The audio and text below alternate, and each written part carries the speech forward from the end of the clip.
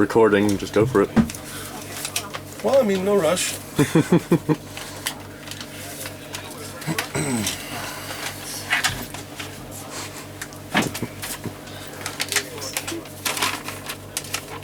is for what? This is for audio edits, but I've got like my own YouTube Okay, cool. channel, so I just do loads of like different interviews with brands. So. Cool. Cool. All right. Kind of like Brian Stars. You know that kid, Brian Stars? Oh yeah. He's pretty popular in the US. Yeah. I've got tons of followers and stuff. Yeah, no, he reached like 100,000 followers now, or something. Yeah, he's interviewed like some of my most favourite bands, so I was like, damn, if I know I could get that far. Boston. Yeah. Alright, so this is Raven here again, and I'm here with the metal legends, Nino. So how are you? I'm doing great. Having a great time. Yeah, enjoying the tour, and we had a day off yesterday, so that was kind of nice. Yeah. Okay. It's like the start of the UK tour now, so like, how are you feeling about it? Like, excited, nervous? No, very glad to be back in the UK. We haven't been here in, God, I don't know, a long time. Several years, I would say. Really? I think 3 or 4 years or something like I that. don't know that. And we've just been wanting to get back to the UK, you know, but, you know, the band is not always in charge of everywhere that we go. It has a lot to do with a lot of different things, and we're just blessed and very thankful to be able to come back and see some friends, especially like our friend Ryan is hanging out today. He is an awesome friend of ours, and, you know, always love seeing good people around. You looking forward to playing Southampton though? Yeah, I'm looking forward to it. I hope the fans live up to the expectation that I have of them tonight. Okay. Because it's a very small venue, but the stage is kind of cool and the sound is going to be really good. So I think it might make for a really intense show. Usually small venues have crappy sound, and stages that are tiny, but the stage is actually decent. And the sound is really good. And I think once the fans get packed in there, it's going to make for a really intense show. Yeah. Do you prefer like smaller shows then? I don't have any preference in particular, to be honest with you. I just, my preference is for the fans to really enjoy themselves and to really walk away with, you know, just a great experience, whether it was just that week's great experience or a life-changing experience, whatever it might be for them. Okay. Now, if I was like in a band sort of thing, and you know we were going to go on tour, what touring tips would you give to like any other like small band or?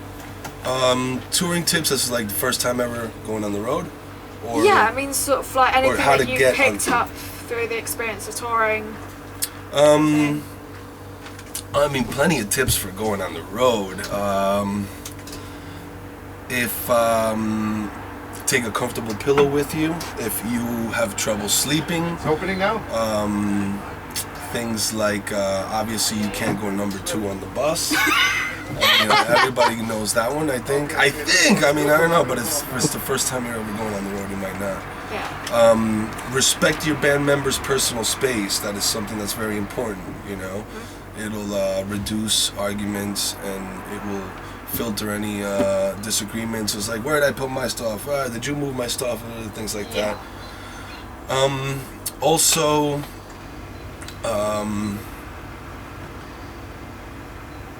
figure out a good, inexpensive way to keep in touch with family, because it can get very expensive traveling from America to Europe or anywhere, Australia, anywhere, really just anywhere in the world.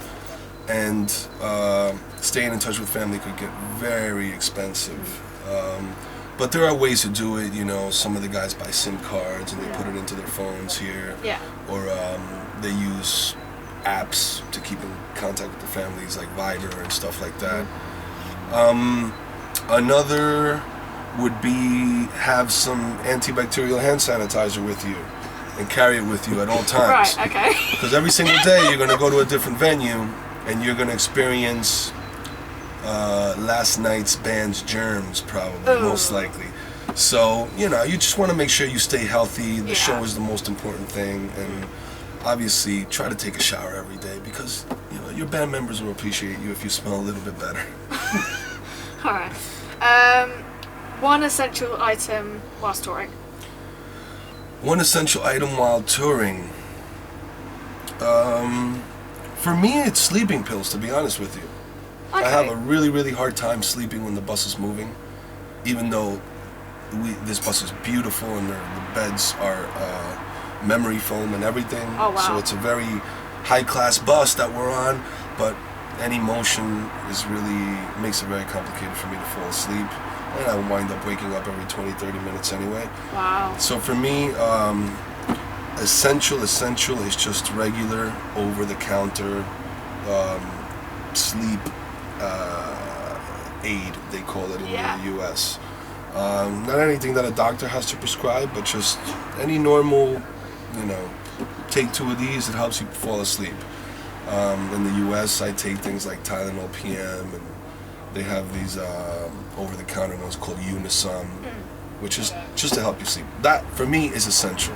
Right. Or else resting and taking care of my voice and things like that. I mean, usually I rest my voice the most when I'm sleeping, so I try to be able to sleep as much as I could, at least 7-8 hours a day. Yeah. And it's tough, so I kind of have to take pills to do it.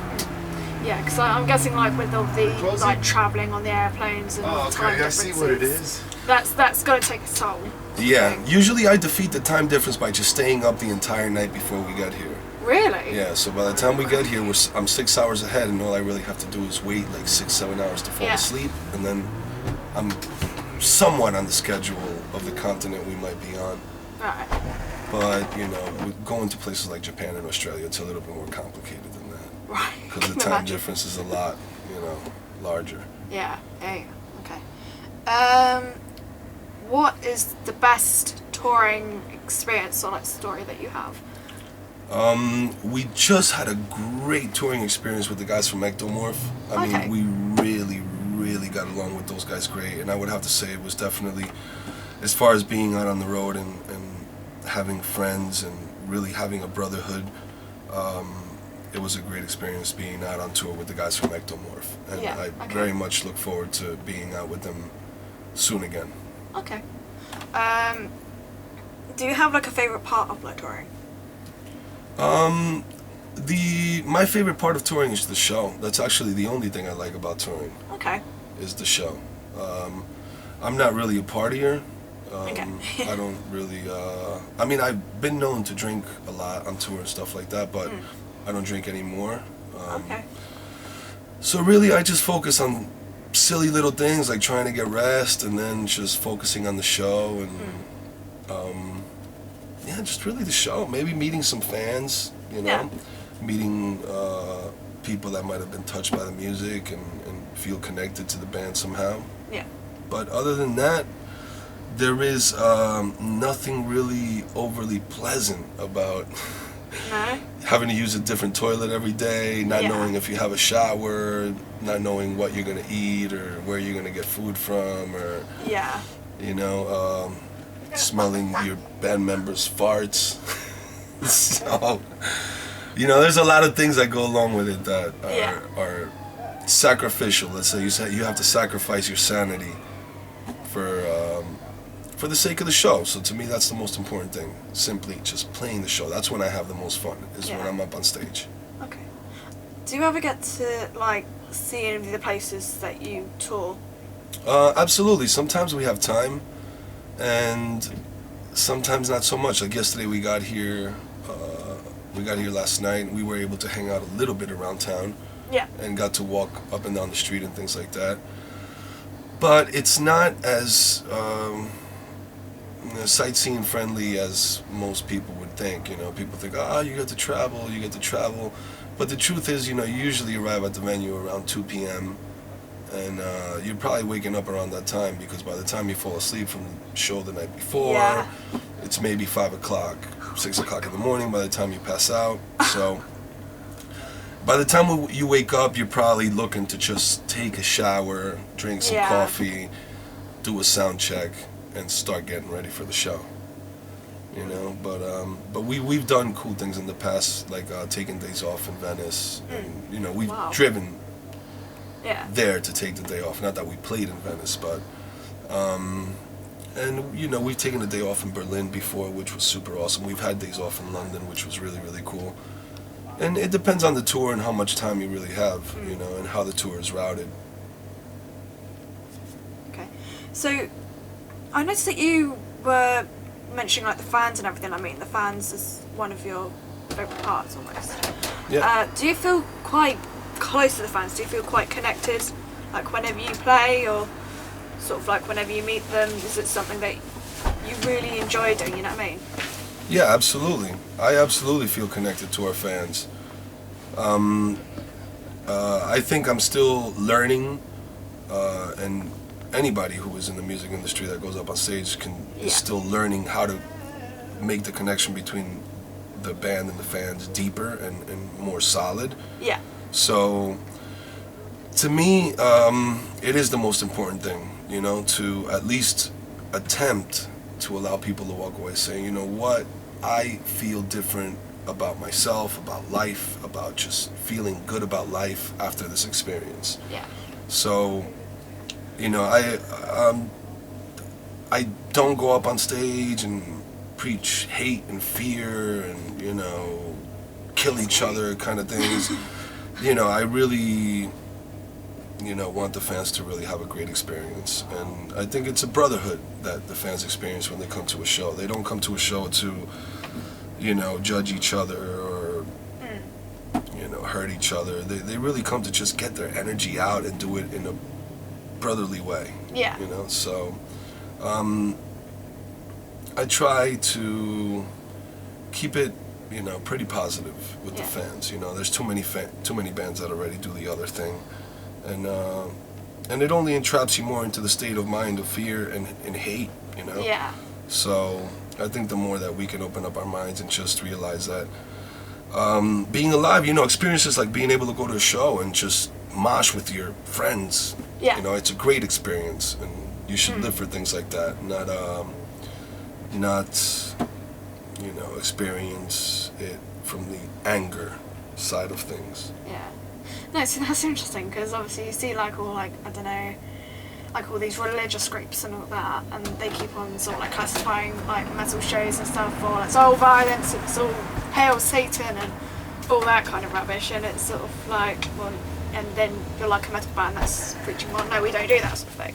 Yeah, So no, that's we kind of definitely don't interesting. preach hate. I mean, our songs are sound angry, and a lot of maybe some of the feelings in the songs came from state of mind which was more enclosed within the feeling of anger, but not really hate. I don't hate anybody, I don't hate anyone, and hate is too strong of a word, and life is too short to actually have any kind of feelings like that.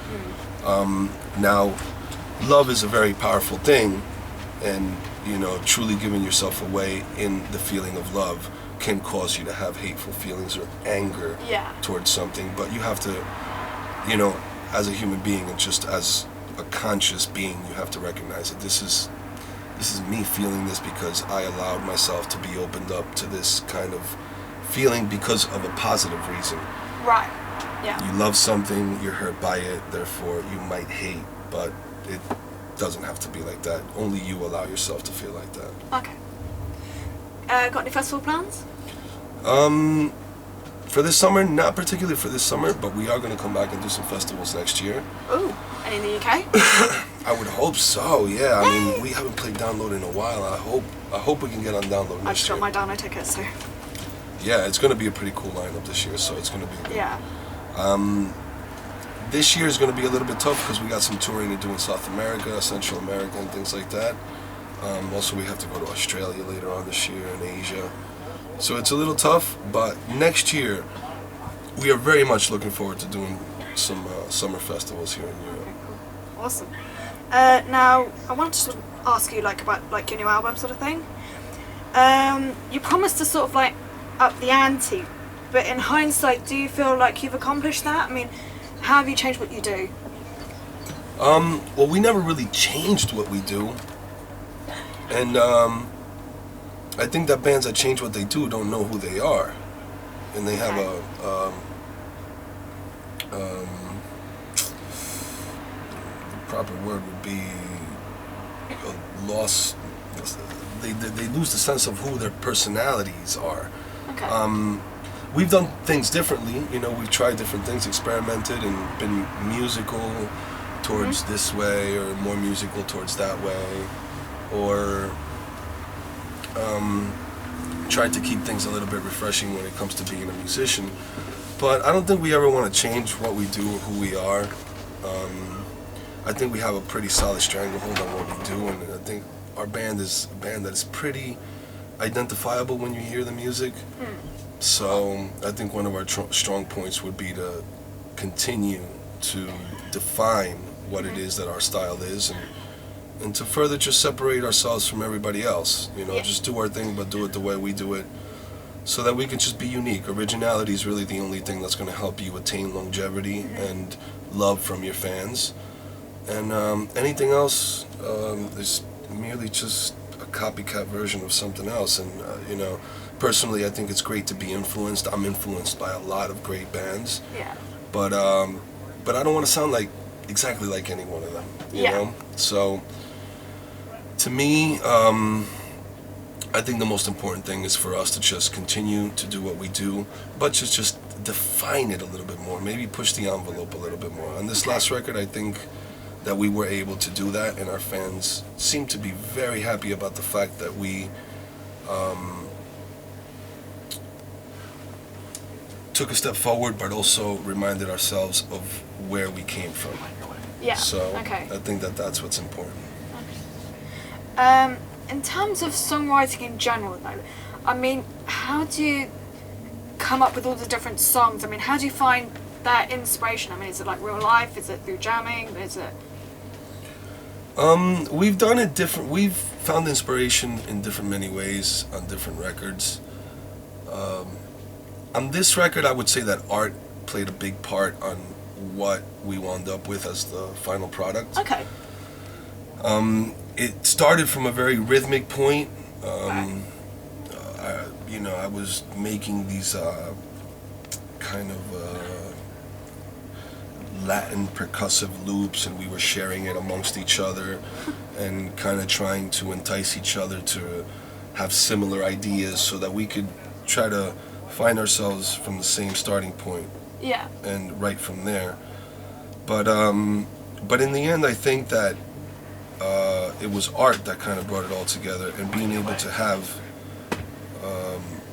the artwork for the album before we were able to finish it, that really allowed us to focus on a sound that ties into a feeling, that ties into being a human being, which is the most important thing in music. And I think that we're losing a lot of that due to technicality in music, and there are bands that are very technical and still manage to keep a human soul within the song. But I think more bands need to remind fans of what truly a song is, and a song truly should be what you feel like, not what your not to impress your music teacher. Okay. Right. Yeah. Okay. I get that. Okay. I really like your vocal stuff, like, because it switches from the really sort of like deep, gravelly screaming sort of thing, but then you cut it into sort of like clean vocals, which is like real talent. But what advice would you give to like other vocalists who want to perfect that style?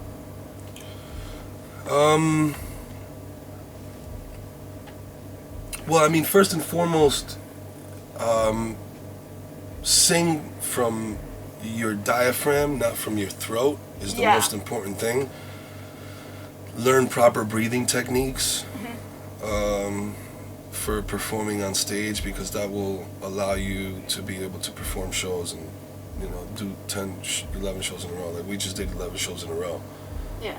And I mean, we're playing an hour, 20 hour, and 30 minutes every night.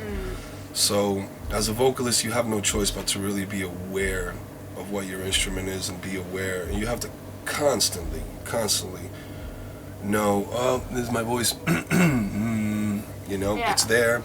I know where it's at. How much do I have to warm up before the show? Do I have to warm up? I may not have to. I may be wasting my time. I may be doing my voice a disservice if I warm up before the show and I feel great. Another thing is, find your own sound. Okay. Be influenced, but find your own sound. That's the Yeah. most important thing. I mean, I'm a huge fan of vocalists that have their own tone.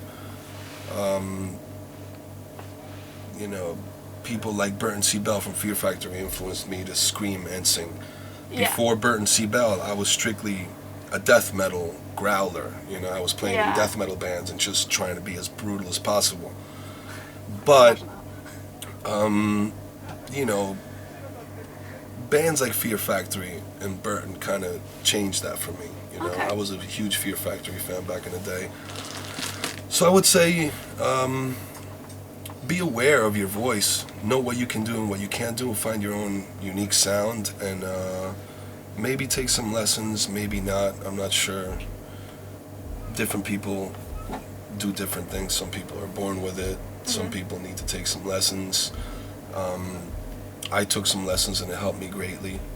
And if you're looking to sing, learn how to play the piano. If you're looking to scream, it doesn't matter. You don't have to. Yeah.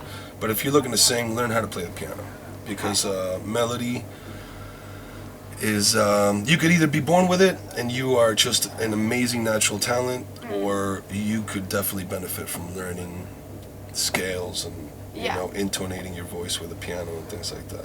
Okay. So have you actually found that, like, as a vocalist, you actually started out writing on the piano, like writing songs? On this last record, there were ideas that Oh, were, right. yeah. Oh. In particular, melodic parts for things, knowing where to take them, especially since on this last record, I wanted us to experiment more with key changes within the songs. Yeah. Something that a lot of bands kind of don't do anymore. I don't know why, but we used to do it a lot naturally when we first, came up as a band, and it's something that I wanted to try again on this record, and the piano definitely helped me, remind myself why it was that we used key changes in the past, and why it sounds cool, and why it gives the song a great reference point to be able to enjoy. That's really what it is. I mean, you could write your entire record in C minor, but if you could write songs that are in C minor and have changes to F, and also, change to G minor, or, you could go and explore in the F minor chord as well with C and things like that. So there's a lot of theory that can come with it, but the most important thing is always to write from the heart, and then sit down and see what other things may be there, and if anything, it helps you perfect what it is that you're looking for. Okay. Have you ever thought about incorporating, like, actual piano parts to in your songs? There are little things here and there throughout our songs, but it's not really audible, Right. Okay. It's more things that are hidden, and it's just maybe soundscapes and things like that. But like in intros, we have some, like for the intro of Alibi of Tyrants, there's like a piano there. Oh, right. But it's nothing complicated. It's nothing really that, we're not a piano band. I don't think that we want like a piano piece. It's really just a tool for me as a vocalist. Okay. Right. Okay. Yeah. One of the questions from the fans, actually, when will you bring out your new live DVD? That's a good question. I have no idea. I have no idea. Got no plans I don't know. Okay. I mean, we know that we would like to have a live DVD, and we've, keep throwing around ideas as to where to film it and things like that. Yeah. But doing things nowadays are a little bit more complicated than they used to be. The music industry is really going through a lot of changes right now, and it takes a lot more to just be able to set up a DVD shoot. It involves a lot of money, and we would want to do it the right way and not be cheap about it, and do it at a great venue and things like that. And we've thrown around ideas, but haven't solidified anything really. Okay. Alright. And also just one last random question. 3 bands that you've been listening to lately. Well, 3 bands is tough, but I could tell you 3 records that I've been listening to lately a lot. The Carnival Sound Awake record. Okay, yeah. I enjoy that record a lot. I enjoy the Animals as Leaders record. The first one, not the one that just came out, but the first one that has the song Cafo on it. Okay. And let me see if I would have to choose the last one.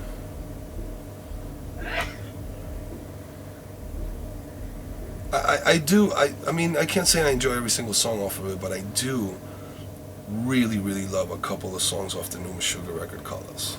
Okay, yeah. So maybe those 3 records are the ones that I've been really kind of back and forth. Carnival more for the sensitive side of who I am. Animals as Leaders more for the spiritual, cognitive side of who I am, and Meshuggah Kalos more for the, you know, energetic side of who I am. Okay. Great. Well, it's been lovely to meet you. So. Oh, awesome! Right, awesome meeting you as well. Thank you so much. All right. No worries. All right. So catch Nino's new album Epidemia in stores now, and I'll see you later.